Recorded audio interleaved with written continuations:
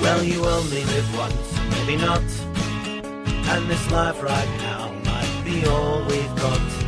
So let's contemplate the hereafter while we speculate with some laughter about this grim thing that happens to us all after that final curtain call.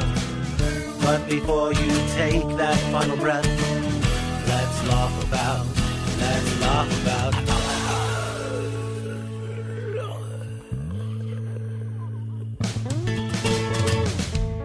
Welcome to Let's Laugh About Death, the podcast that celebrates life while contemplating the inevitable. I'm your host, Tim Rooney, and today I'm going to have a little bit more of a relaxed feel, because that's what our guest is. She's a yoga instructor, and her name is Jill Hector Tarnoff. What's interesting about that is today, on my way over to the studio to record, some intro and outros and things of that nature, I was walking downtown Denver, and I had such an odd feeling of calm. I mean, for those of you who know me, I'm a little high-strung.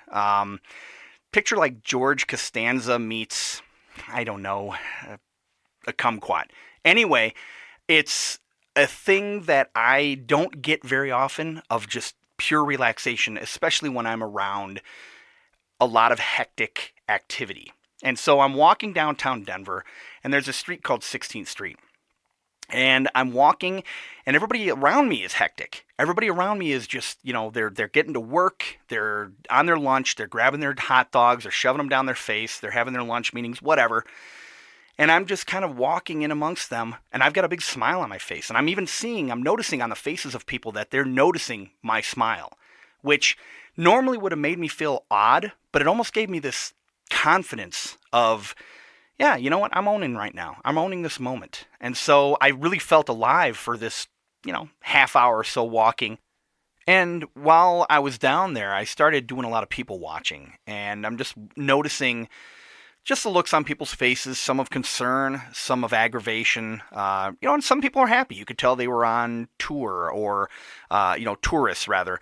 And, I saw some families on the little people mover bus, and they were there for a vacation. And it was just interesting to take it all in. It was really a tablespoon size serving of life, all in a half hour. And then I got down to the Union Station, and I'm sitting there, and I'm observing this guy who's getting very agitated in line. He was upset that the bus was sitting outside, and he was getting all aggravated that they wouldn't let us on or anything like that. And then when we get into the bus, finally, he's sitting in the back of the bus, and he's just clearly upset. And I kept noticing him and catching him, corner of my eye kind of thing. And it occurred to me that just a year ago, I may not have necessarily been that guy putting on such a scene, but I know internally I would have felt really aggravated that why is it taking so long to get on the bus? I'm in a hurry. I need to go do my things, et cetera, et cetera. And one of the things that I've noticed is that our society in general has really gotten so impatient. People are, you sit in a buffet or stand in a buffet rather, and you're in line and people are all up on you trying to get to the food. It's like, why are you in such a hurry? Our lives aren't going any faster when you're impatient like that. And, people on the road, they just drive up on you and all that kind of, just impatience. It's really kind of something that I've taken in the last year. Maybe it's moving to Denver. Maybe it's the fact that I've been taking, heavy doses of, what I refer to as fuck it all, which other people have used that. But it's a case of, in the grand scheme of things, none of it really matters. That's the one yin and yang of life and death is, people ask, what is the meaning of life? Well, it is what you make it. And what you make of your life is make it as best you can. Make it what you want. Make it something that is truly fulfilling to you. If you are hectic and running around, at least, make peace with what you have and do what you enjoy. Even if you can't do it as your main thing, do that as your side thing. Make your side gig happiness even, if you have to. If you can make your main thing happiness, well, even better. That's your goal. But if you can have a side gig of happiness, that's one step closer to having a fulfilling life. And that brings me to our guest today. She, being a yoga instructor, she has that ability. She has one of those tools where she can do a meditation to just reset. Every computer needs to be rebooted. Our brains are a supercomputer. That's what a computer is, a supercomputer.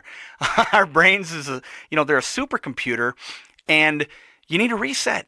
And I've done meditation, and I'll tell you what, it does wonders. So, it's definitely something to consider. So, join me in listening to Jill. She's got some very insightful things. She's very in tune with her own consciousness, and here's Jill Hector Tarnoff. I think you'll get some really cool stuff out of this one.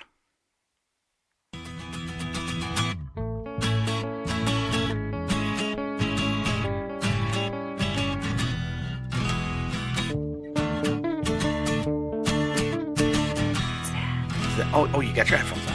Nothing. Nothing. I'm gonna blow my nose. Okay. But like a 9-year-old. What, blowing my nose? Yeah. I could do like a football coach. Let's get the big honk. Do it. I can't. Oh. There we go. There we go. Yeah, it's out of it. I feel like that was really fake. It was very fake. I can't blow. I blow my nose like a Girl Scout or something. A Girl Scout. Would you like some cookies? Yes. Why don't you have this nearer I've been trying to. I had them over there all through the whole other interview. Just put it right there. Mess this up. You stick one up your sleeve. Ooh, good call. like a lunch mother. Yes. So, but anyway, so tell me a little bit about yourself. For I've met you a couple times, but I don't really know you that well. So tell me a little bit about yourself, your background and everything. Wow. I don't know. I never know how to answer these things because I'm like an onion. Oh, well. Tell me your take on, say, the concept of, I don't know, physics. Physics. Yeah, something I love light. Physics. Okay. Yeah. Okay. I've always really actually enjoyed science, and I feel like that is the perfect thing for you to have asked because Nice. A lot of my existential and spiritual beliefs are based in science. Excellent. Which to some might sound like they don't really go together, but for me, I completely 100% agree that they do. Yeah. Yeah. Yeah. So, I love physics. Okay. Well, that being said, wondering in terms of the physics, how do you feel that relates? Not to just jump right into the subject, but I did with my last guest. How do you feel that relates to existentialism and just our sense of, or our being in this universe? So basically, we know from science that energy cannot be created or destroyed, right? Totally. So if you believe that you're an energetic being, then your ultimate demise is impossible. Okay. And expand on that further. So I feel like if you are an energetic being, I think if we can just go on that assumption, then, when you die, your energy transmutes to somewhere else, something else, and it doesn't go away. Okay. So it's a constant. And so I think that we are spiritual beings, energetic forces, having a human experience. Nice. So that being said, the energy breaks down. Or it doesn't break down, rather. And if we are made of atoms and protons and electrons and neutrons and neurons and yada, yada, yada, and yada, yada. a whole lot of space. Whole lot of space, exactly. What part of our energy doesn't break down? In other words, I've got skin, I've got bones, I've got muscle, et cetera, et cetera. What a part of that is energy and what part of that is not energy? And what part of my meat suit is what continues on? What do you feel about that? Well, it's not your meat suit that continues on at all. Okay. Really. So your spark of consciousness, however you experience that or define it, continues. How do you define that? I feel like it's the soul, whatever that is. I guess I haven't really thought about exactly like where it exists or how it's housed within us. Okay, interesting. Maybe it's housed in all that space that's between all of our electrons and Interesting. You I like know? that. Yeah. No, that's maybe the energy of our soul is what's keeping us together yeah. without us spreading apart, you know? Yeah. I apologize to the listeners. I'm a little bit congested today, so. I think we both got that going on, so. Yeah. This she brought some tea. I don't necessarily want to say the brand, but yeah, why not? It's called Throat Coat. Yeah. It's pretty good. This is not any kind of sponsorship or anything like that. I'm just That's the flavor. the flavor. Okay, so if you hear us sipping in the background, that's why. We're not trying to be rude. It's just kind of like, hot tea.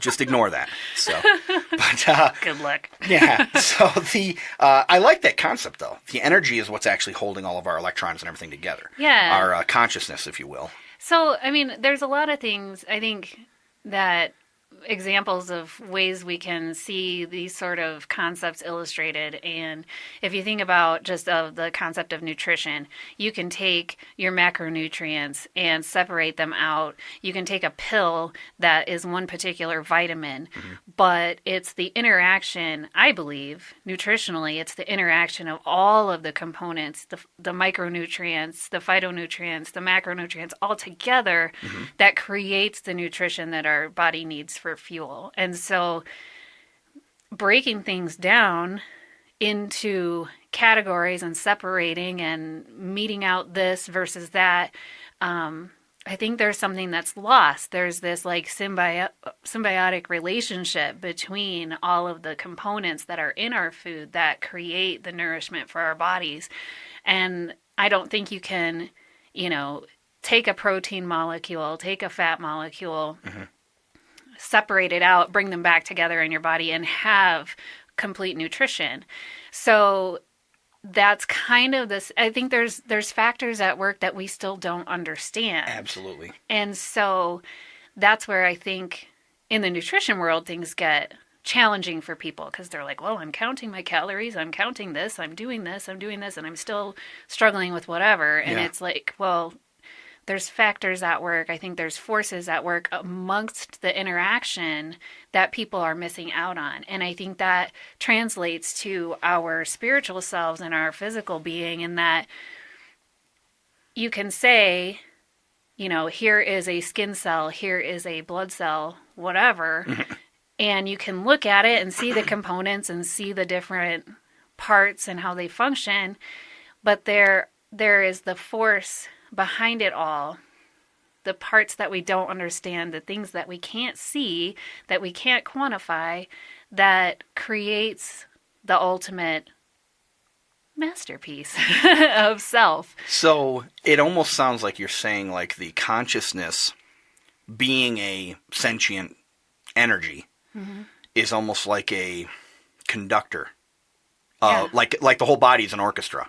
Oh, yeah. And it's sure. conducting everything, bringing it all together so it all plays nice with each other. Yeah. Having this turn into, telling these particular nutrients to turn into bones, and these to turn into muscles, and these to turn into blood, et cetera, where it's more than just biology doing it. Oh, yeah. That could be something else almost kind of steering the wheel. Oh, yeah. Yeah. For sure. I mean, and that's why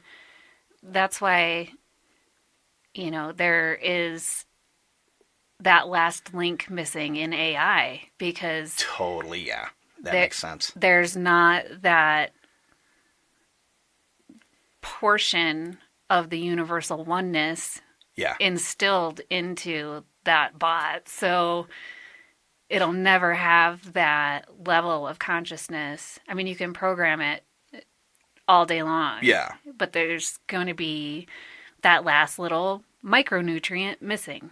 Yeah, well, I mean, and everything AI is existing with has to be taught. Whereas we're born, and that's one thing about life on this planet and life in general, at least biological life forms, is you see different species that are born and automatically know to go to the mother. Oh, or yeah. automatically know to cry out if they feel scared or things of that nature. Yeah, you know? crawl to the ocean. Crawl to whatever. the ocean, yeah, turtles. You know, and it's that kind of stuff. You know, and I'm not talking about the cowabunga type. I'm talking about the swimmers. Yeah, but they know that. Or speaking of swimmers, thinking from a reproductive. Those not being gross. I knew you were going to go there. Hey, I mean, when I was think already swimmers, there. It's fine. I think either surfers or the other kind. Yeah. But how do those instinctively know? They're not even a full person. They're No. not even a full thing, but they know to go for that thing. Right. To create more life. So it's the fact that there's so much. Personally, instinct isn't taught. Mm-hmm. And if there is an instinct in something, in anything, whether it's instinctual to go towards, to find food or to stand on its own if it's a horse or whatever the biological Right. being is, instinct has to come from somewhere. Right. And that's where I think it's, something outside of ourselves. Something. I fully agree. Yeah. And to me, it's something that is connecting everything. Yes. Yeah. Totally. I mean, it's more than just a food chain. It's like a spiritual chain, if you will. Yeah. Yeah, no, I totally agree with that. I totally agree. And if there's one thing that I've learned is we don't know really what's going on. So I'm open to all possibilities. Yeah. And I'm not saying I believe in everything, I mean, maybe it is a giant spaghetti monster, Right. And I'm just a meatball. See, there we go. That's how it Yeah. connects. But it's still, if there is a giant spaghetti monster, would that not be, that created us? Would that not be some form of deity that was behind the consciousness? Right. If it's a programmer, if it's a Some intelligence. some intelligence. Yeah.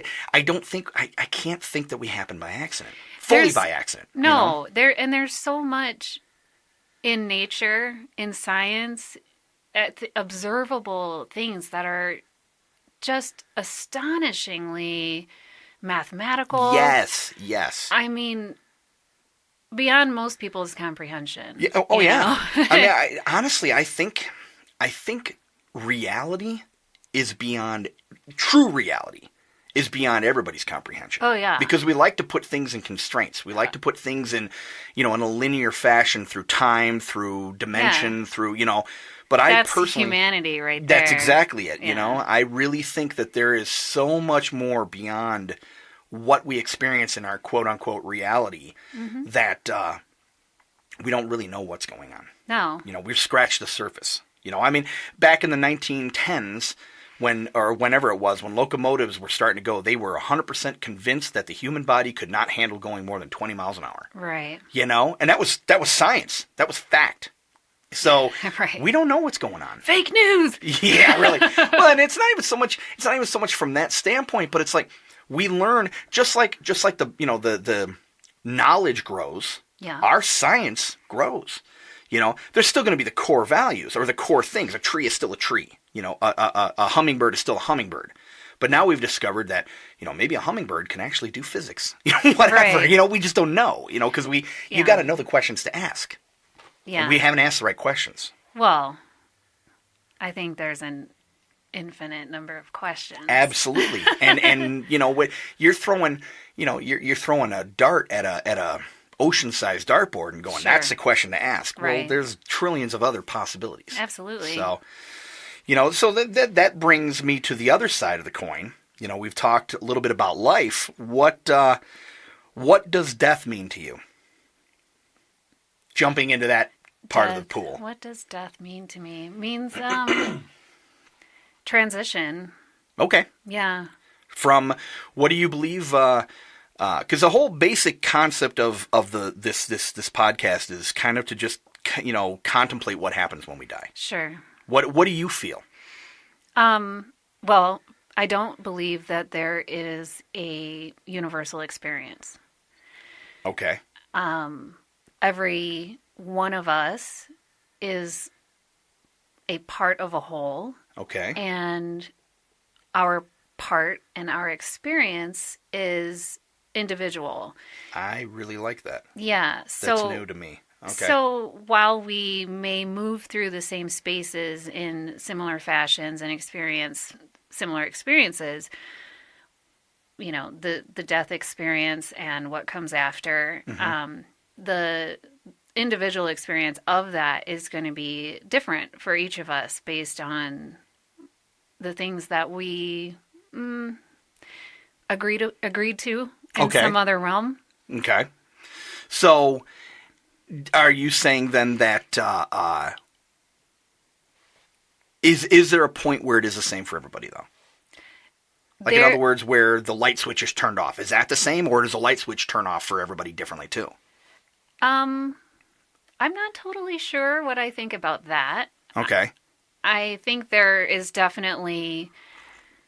point. And you hear so many stories of people having near-death experiences, on the operating table in a coma, things like that, where totally they experience leaving their body and having some other place experience. And I think that is universal, that our consciousness, our soul, our part of the universal leaves the meat suit.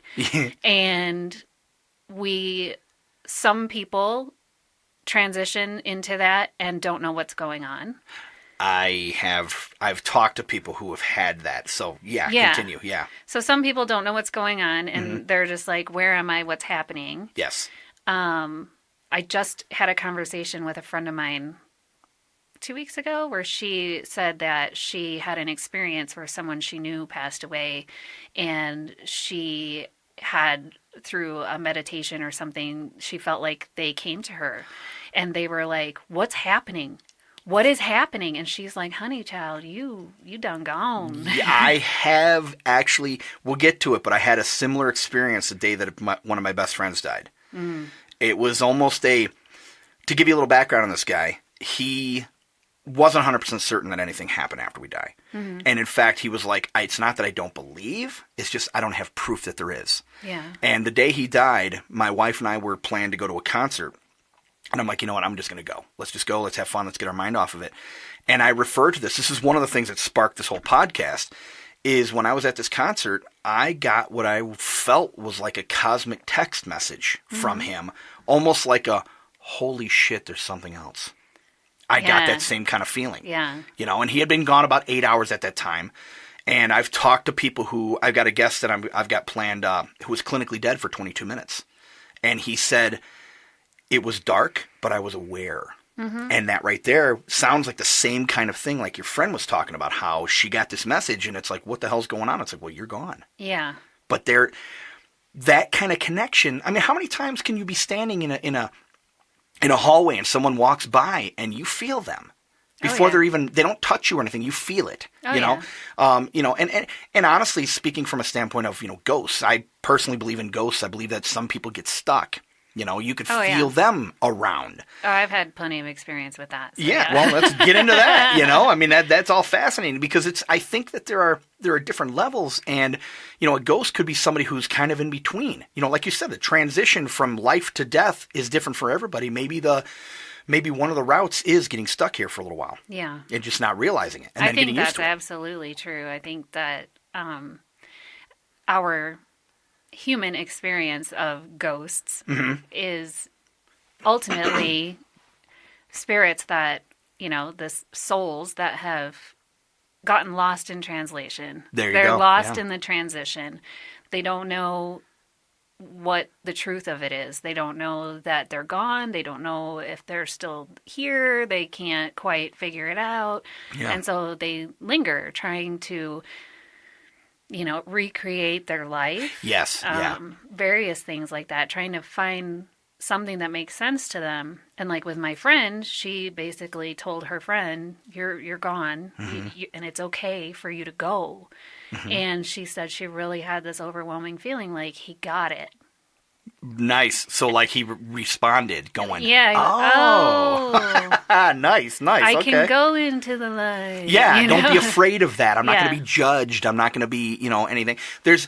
I've done some research on that whole concept after talking to this guy about a year ago or so, because I had never heard of such a thing. And there's different names for this potential place. Some people die and they go right over. Yeah. And other people, like you said, it's different for everybody. I never thought of it that way, but you're right. And that right there could be the root of why people go, oh, nothing happens when we die. Well, if you had a near-death experience and you saw nothing, right, it's because it was different for you. Yeah.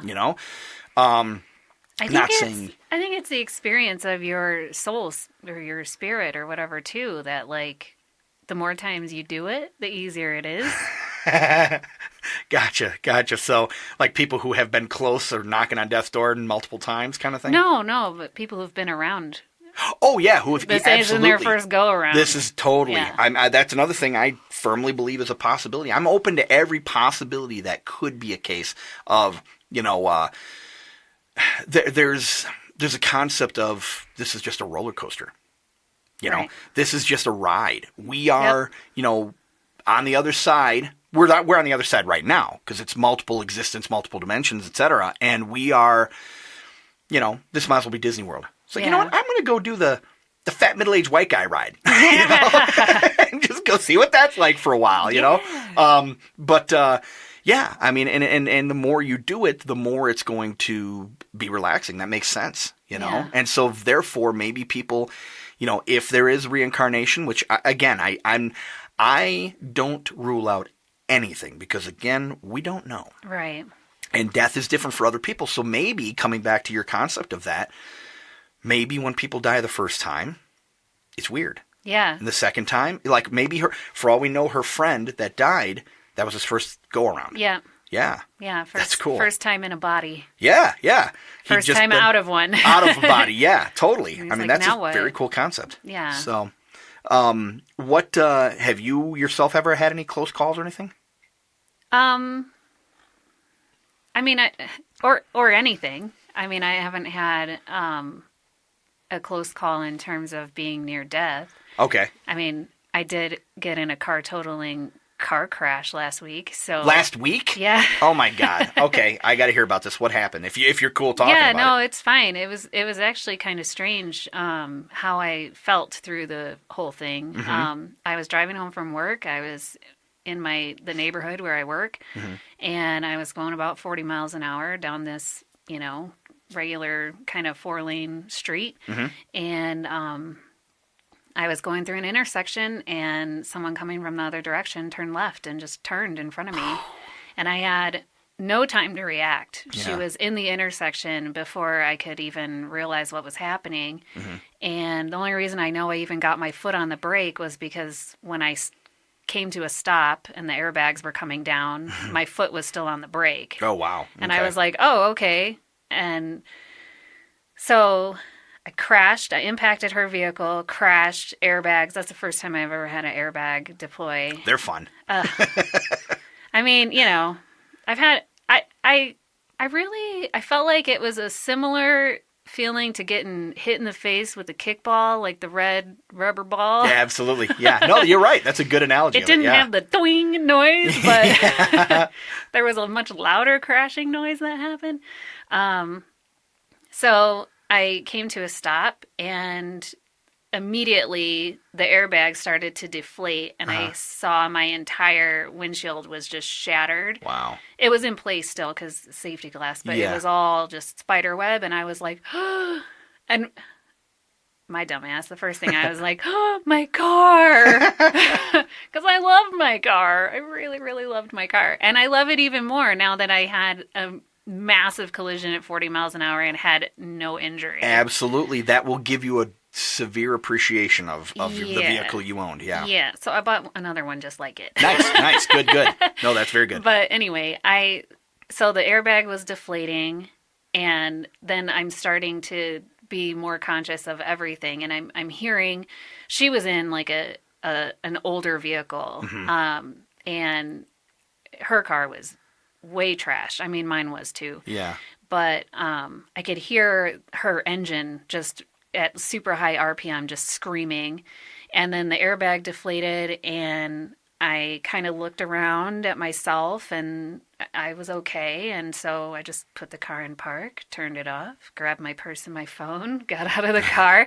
I was so zen about it. It was really strange. Like, Nice. I just got out, and people were already running to help, Yeah. and they were screaming at her to turn her car off and trying to help her get out of her car. You know, I just got out like I was going to the grocery store. It was so weird. And I was just like, okay, that just happened. And everyone's like, are you okay? Are you okay? I'm like, yeah, I'm fine. I'm kind of like looking at myself like, yeah, I'm okay. Yeah. And they're like, oh, you should come, sit down. And so I walked over to, the sidewalk, and there was a big, huge, landscaping rock on the corner. So I just sat down on the rock, just crossed my hands in my lap, and I just was sitting there, and everyone's dealing with the other lady, because I think she broke her nose because she was bleeding from the face. Yeah. But the police report said she had minor injuries, so I'm assuming that's what happened, because it wasn't anything worse than that. Yeah. No broken bones or Yeah, anything, just nose maybe. Yeah, so... But obviously, when someone's bleeding from the face, it seems like an emergent situation. Yeah, so totally. Everyone was sort of focused on her, and I was just sitting there like, like I was happened. waiting for a bus and just staring at my car that is completely thrashed. Yeah. I mean, crunched. And I'm like, oh, man, this sucks. But... And everyone commented, the EMT commented, the cop. My coworker actually happened to leave work about 20 minutes after me, and she came by and saw me there, and she pulled over, and she ended up giving me a ride home and everything, so that was really, really That's cool. awesome. But... So at least you picked a good time to crash a car. Yeah. So I'm sitting there, and the EMT's like, are you okay? And I'm like, yeah. He's like, are you sure? And I said, yeah. And I kind of held my hands up, and my hands were shaking just a little. Of course, yeah. I said, I think I got, a little adrenaline dump, but I'm okay. And he's looking at me, and then the cops are like, you're so calm. And I said, well, what am I supposed to be freaking out right now? See, and I don't believe in getting upset over things like that. Well, I just really just felt this calmness about it's the almost whole a thing. euphoric type of thing, because I have been in a few accidents myself where it's like, I'm alive. Yeah. I survived this. I'm not hurt. Yeah. And it's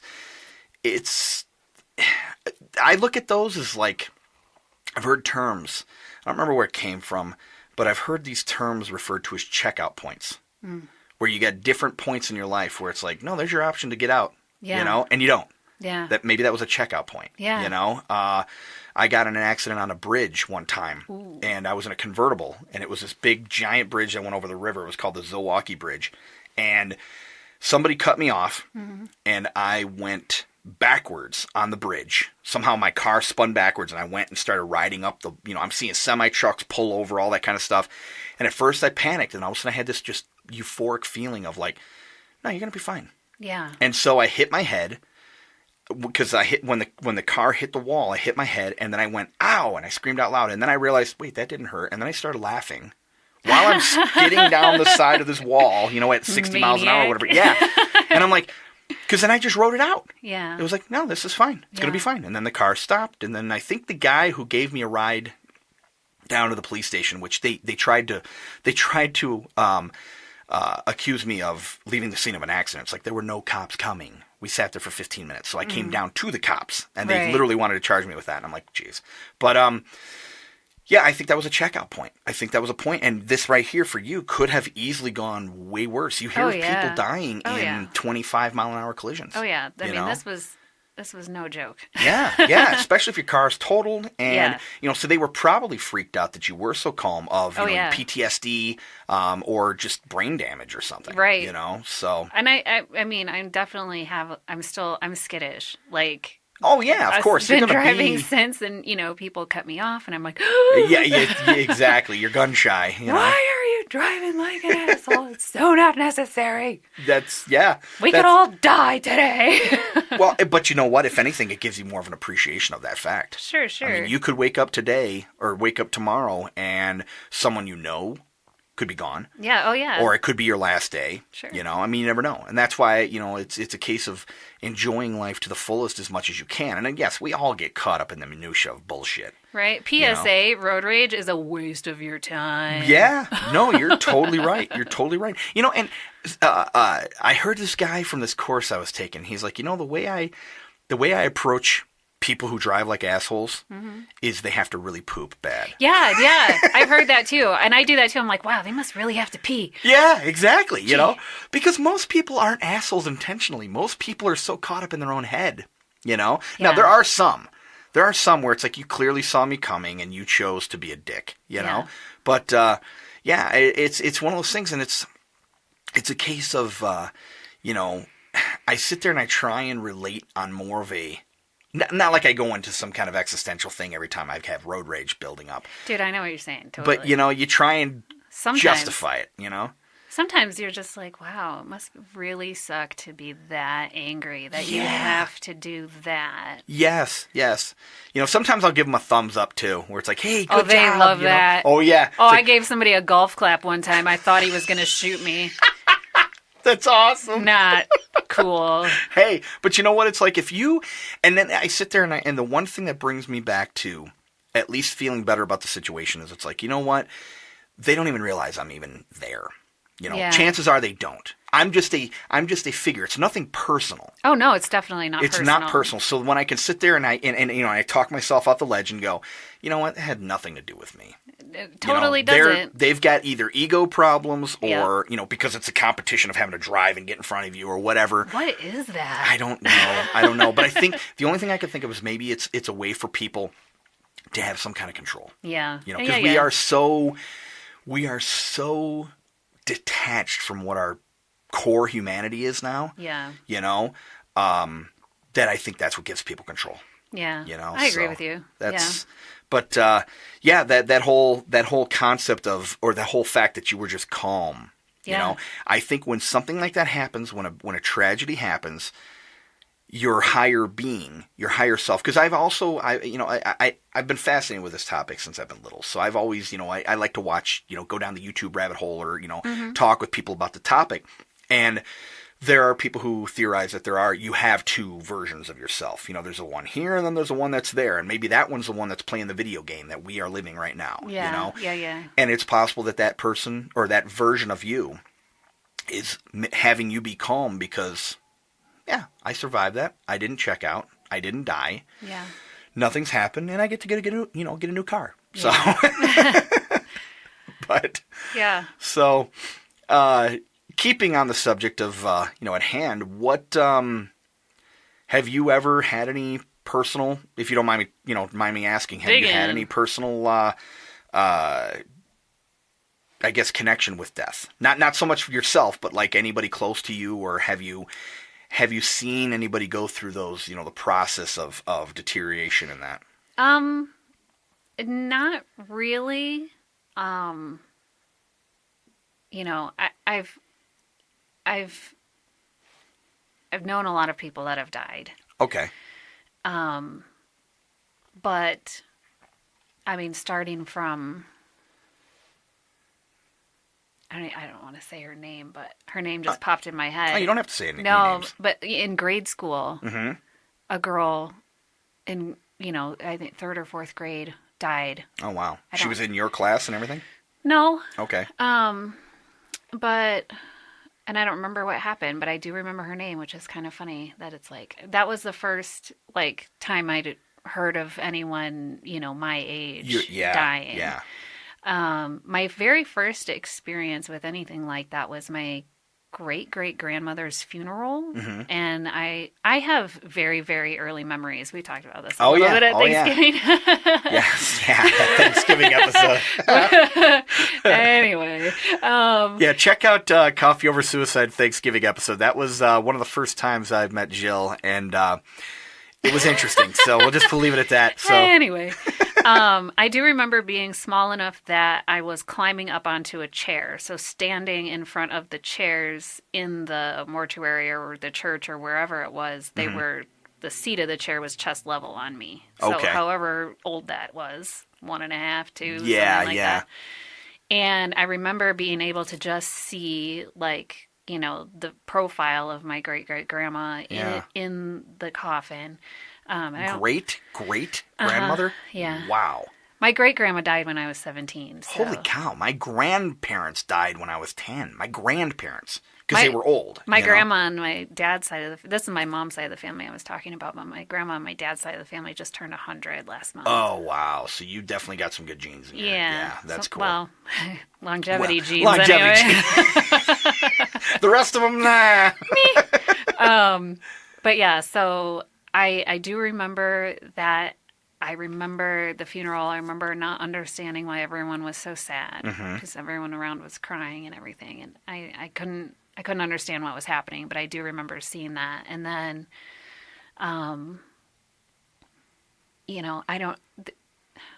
I come from a place with very high train traffic, my hometown, and where was that again? Dekalb, Illinois. Oh, gotcha. Okay. Yeah, and a very high rate of death by train. Really? Oh yeah. Okay. Intentional both. Or really? Yes. Wow. Okay. And there were 2 people I went to high school with that died from being hit by a train. Wow. While we were in high school. One definitely intentional. The other, that was subject of debate. Yeah. So, there was definitely experience with that. Junior high, somebody died at the swimming pool and wow. various things. You actually had quite a bit of experience with peers dying. See, I really didn't have a lot of that. I had mostly, it was older people. Yeah. One girl that I knew of in grade school and that, and a couple in high school. But, I mean, for you coming from, especially from a small town like Dekalb. Yeah. That's a lot.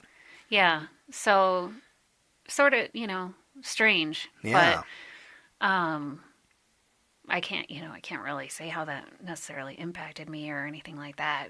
Who knows? It's just my experience. So it's just what it is. I don't know what it would have been like if it would have been different. But, and then, my brother's best friend died when he was like 21, 22. Wow. That's the first funeral that I remember being at where it was someone kind of close to my age and I was grown. Yeah. I think I was 14 or 15 at the time. Old enough to grasp what's going on and everything. For sure. That's the only... well, no, I touched him he was in the coffin. I put my hand on his hand. What's that like? I honestly have never done that. I've never done that. Which you would think, as morbid as I am having a podcast like this, I would. I remember the feeling being like his skin was very dry. Really? Yeah. And almost like paper.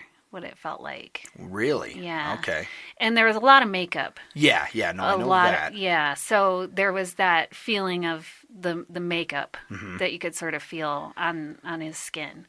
And I just put my hand on his hand and kind of just held it there a minute, But yeah, it was a very strange feeling to feel a human body that was not animate. Yeah, that had nothing there. Yeah. Yeah. And it definitely feels very different. So that was interesting. I think I did the same with my grandmother, my maternal grandmother, when she passed away. And that was just 2007 or 8. Oh, so pretty recent. Yeah. You were definitely an adult by that point. Oh, yeah. So, yeah, just sort of interesting to have that experience, to be able to... I mean, there's people that deal with the deceased all the time. Of course, that's nothing surprising to them. But like hitmen and stuff like that. Particularly. If they're good at their job. Yeah, I know a guy who's a hitman, but he sucks at it. Yeah. He's a misman. Yeah. But, that's did that like impact you at all? Like, did it give you that? Because I'm sure there's got to be some kind of finality or whatever. Finalization maybe is the word I'm looking for, where it's like this person is gone. Yeah. This is just a husk. Yeah, for sure. Yeah, and husk is a good word for it. Yeah. It's very just like this dried out carapace of a being. Yeah. Like a bug shell. remnant. A what? A bug shell. Yes, Yeah. you get told. That's a perfect. You know Yeah. what? That is actually a perfect analogy of it. It's kind of like when you see those, like the grasshoppers that jump out of their skin. It's almost like that's what's left. They've moved on to another thing. And, bringing up that concept, I mean, I have heard that people have this theory that, like you said, the transition is different for everybody. Maybe we take different paths because this is one experience that different types of entities are experiencing. And the death is a metamorphosis into other pathways. And then that's just a second step, Yeah. I don't know. Because again, we don't know. That's what I love about the whole concept. And it's like, and it's when I was about 21 years old or so, my buddy and I went on this road trip. And one of my favorite things to do in the world is watch movies. I just love watching movies. Yeah. So we decided to go rent a movie, and we were going to leave out at like 2 a.m. so we could miss all the traffic. We were going to a comic convention. Yes, I'm one of those kind of geeks. We were going to a comic convention. I've been to Comic-Con. Geek. We're going to one of the ones in Chicago. Okay, so we were nice. taking a road trip, and we were like, a biggin'. Yeah. And, so we were like, well, you know what? We'll leave around 2 o'clock, and then that way we can miss most of the traffic, yada, sure. yada, yada. So we were like, well, let's go rent a movie. And I don't even remember what the movie was, but I remember watching the movie. Blockbuster. Yeah, really. Watching the movie and being excited that, hey, I get to do something I enjoy right before doing something I love. Yeah, cool. Something I really want to do. Yeah. And I honestly wonder if sometimes maybe this life isn't that fun thing we get to do. Hello. What was that? I don't know. Huh. I don't know. We'll let it go. Maybe it's Tim. You're rambling. No, it was Tim. You're right on. Ding. There we go. Yeah. Now exactly. you're talking. That's a light going off over my Heck head. yeah. But I saw the bulb. So I learned that trick in college. Nice. But so maybe life is like, metaphorically speaking, like that movie we get to watch. Yeah. Not from a standpoint of, we're living out a movie or whatever, but like, the fun thing we get to do before the party. Yeah. Maybe what comes after this is the really cool thing. Yeah. Now we get to go back and tell all of our friends all the stuff, this one time this bitch cut me off in traffic, whatever it happens to be, because I've heard of, there's this cool thing that I get, and I don't want to really say what it is, only because I don't want, I want to get permission from the person, but basically it's emails from the other side. And it's this really cool thing that I get, and it's almost like they're written from a perspective of somebody from the other side going, hey, we're watching you. You're like a rock star to us. Yeah. And if this is really a case, if this is really true, we get to go back and tell them our stories of the road, and that's what that fun part is. It's like, when you go on a trip and you get to come home and tell all your friends. Yeah. It's like, hey, I went to Venice or whatever. Yeah. For all we know, that's what this whole We're existence going is. on an adventure. Yeah, and we sit in the chair and we're like, okay, yeah, you know what? I think I'll go and I will. What is going on? I don't know. He's getting text messages from his wife. Awesome. I'm using Chris's laptop, by the way. So, Kim, Hush. you're being in this episode without whether you know it or not. It's Kim from the great beyond of California. California.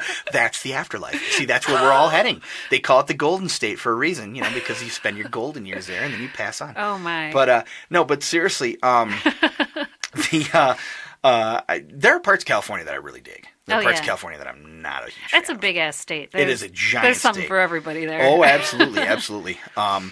They got the cocaine and they got all kinds Oh, of... yeah. But, Now you're talking. Yeah, party time. But, no, I love, though, the concept that you came up with earlier, that whole idea that death is different for everybody, because there has been such a concept of, no, it happens one way. Yeah. But does everybody's life happen the same? No. No, everybody's experience is different, so why would the Right. afterlife be any different? Right. I really love that concept. Yeah. What made you think about that? Just some of the stories that I've heard, like my friend talking about her friend saying, what the hell is going on? Yeah. Where am I? And then I read a great book about this subject, It's called Many Lives, Many Masters by Dr. Brian Weiss.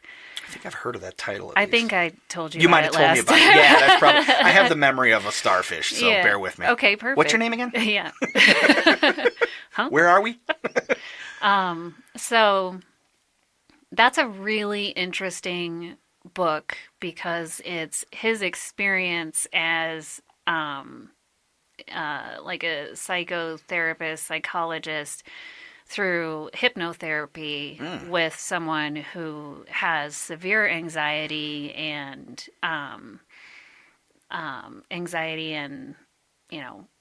various other things that go along with that, like, difficulties in life. Yeah, yeah. High anxiety, stress, panic, all of that. And no real explanation for it. And I mean, you can So read just no traumatic event that started no, or it's anything. like why, but why can't she do anything in her life without having a panic attack and this and that? I highly suggest you read it. It's very interesting, but ultimately his finding was that she had something like 80-something incarnations as a human. Wow. Yeah. And so she'd been around. So every type of trauma, she's experienced it. Yeah. Yeah, yeah. And they go through hypnotic regression, and she works through a bunch of the traumas that she's encountered, where Wow. she was, a 17-year-old boy in the Civil War or whatever. I don't remember the specifics, but I mean, it was ranging far, far back into time. Oh, yeah. Super fascinating, but the idea that she kept coming around, her soul. Yeah, really, it would be an it. Because Yeah. it's both male and female throughout eternity. Right. Yeah. And she was both male and female multiple Yeah. times. And what the great thing about her story was that she was able to alleviate her troubles in her present day experience Nice. through the therapy that she went through. And one of the concepts in there was that Dr. Weiss experienced, and that his understanding of what he was being told through her and everything was that there's us, the people, the souls, all our little individual, we're like, crazy children. we come back over and over, and but there's also like a greater consciousness, a watcher being type. Okay. So, and Just one or several of those? Like lunch mothers? I think that's open for interpretation, whether you see it as one or multiple. Okay. The way it read in his experience was that it was multiple. Okay. So I don't know if you want to, and this is where, our human experience that causes us, like you were saying, to try to categorize, delineate, quantify. I mean, our language is a faulty tool. Yeah. Oh, yeah. But it's the only thing we have to and deal with these things in any Totally. sort of relatable way. So just thinking of some of those ish beings, maybe that's angels, maybe that's a divinity, a deity that someone calls God, someone calls something else. Yeah, different names for these beings. Yeah. Yeah, and I feel like, I mean, for me, like religion-wise, I feel like that's just a really shabby tool that we try to use to make sense of all of this stuff. Yeah. Well, and let's be honest, when it comes to religion, I think a lot of the stuff is just different names for the same thing. Totally, I agree with you. Yeah. So, yeah. I mean, but sorry, continue. And when we don't recognize that, that's when we have war. That's when we have war. Exactly. So Stop doing that. but we're a bunch of kids. Yeah. We don't know any better. Exactly. I mean, you tell them. Flinging poo. Yes, exactly. It's so funny you mention that because, it's one of those things where try rationalizing with a 4-year-old of not stealing the crayons from the other kid. Right. That's really all we are. Yeah. Adults are just big kids. And so we come through our human experience and we're a 1-year-old the first time. Yeah. And we're idiots at everything. Okay. And then we go through life and maybe we're like a really terrible person because we don't know any better. Nice. And we screw stuff up and we screw people over and we screw ourselves. And then we die and we go, oh, wow, I really screwed that up. Like, that wasn't how that was supposed to go. Okay, let me try again. Yeah, yeah. And then you get on the roller coaster again. But this time, you hold your head back against the seat.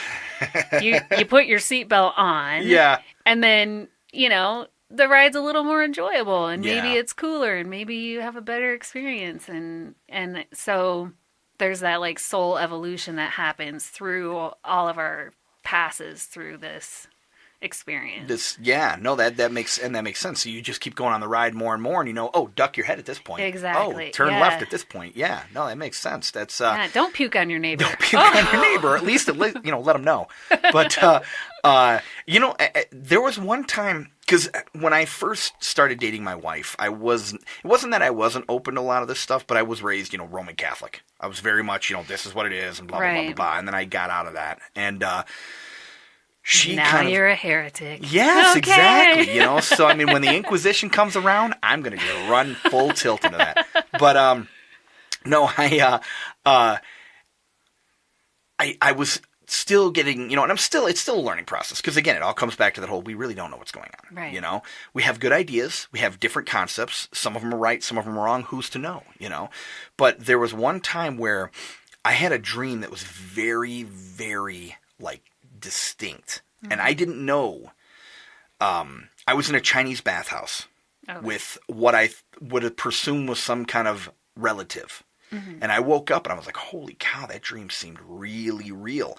But what was confusing to me was there were Asian soldiers rolling barrels of gas or something into the bathhouse, and we were all running out, and we were freaking out, and they were killing us. I didn't realize, because I'm awful with history, I didn't realize that Japan attacked China during World War II and did atrocious things. And I was like, and even from when I was little, I always had this affinity for Chinese culture. Asian, but particularly Chinese culture. We had Chinese neighbors that when I was very little, they were teaching me Chinese. It was cool. They had a big family. We had a big family. There were 9 of us, and there were probably 12 of them there. Yeah. We lived in these duplexes, and we'd have dinner once in a while. And when they came over, they had to eat with a fork. We went over there, we had to eat with chopsticks. So, because we'd all laugh at each other. It was really fun, Struggle busting. And, yeah, exactly. And, but their kids, they had 2 daughters, and they were teaching me Chinese, and I was picking it up like nothing. I was 5 years old. Because you knew it before. And that's what I wonder, So all these little pieces come together, and I'm like, holy cow, And it's and another strange story, my wife and I might have even told you this, my wife and I were walking to this grocery store one time, and this couple with their young kid. You remember? Well, for the listeners, we were walking, and all of a sudden, this little kid, straight-faced, everything, just goes, "Hi, Tim." Yep. And I was like, I know what you. the fuck? Yeah. And I just keep walking, and I got this look of almost what did I just experience? And my wife turns to me, she's like, "Who's that?" I go, "I have no idea." Yeah. And the kid was probably 2. And they say a lot of times you carry that with you when you come over, and then it slowly fades away. So I don't want to say I'm a firm believer, but I got a pretty good idea that I've at least been around once before. Oh yeah. So and I think so again, I'm open to that idea. So many people with religion, like you said, we have certain words to put it into context and certain ways to define everything. Yeah. You're born, and then you die, and if you're a good person, you go to heaven. If you're a bad person, you go to hell. Right. And that's, I don't think it's that simple. No. So, and if that's the case, I mean, that, speaking from a religious standpoint, wouldn't that put a limitation on the Creator? You're right. Think about it. Yeah. That it's that simple. Why would it be? Right. You'd think that if something, speaking from a biblical standpoint, if something wanted us to truly love that thing, why would it punish us if we didn't? So it's just, there's a lot of speculation, and that's why it's we don't know until we're dead. Right. And that's the irony of the whole thing. Yeah. That's what I love. So enjoy the ride. You got it. So Hey, I got to say, this has been a very cool conversation. I really love the concept that you get, because I hadn't thought of it that way. Yeah. That death is different for everybody. I just assumed you die. That's how it is. You break your bone, it heals.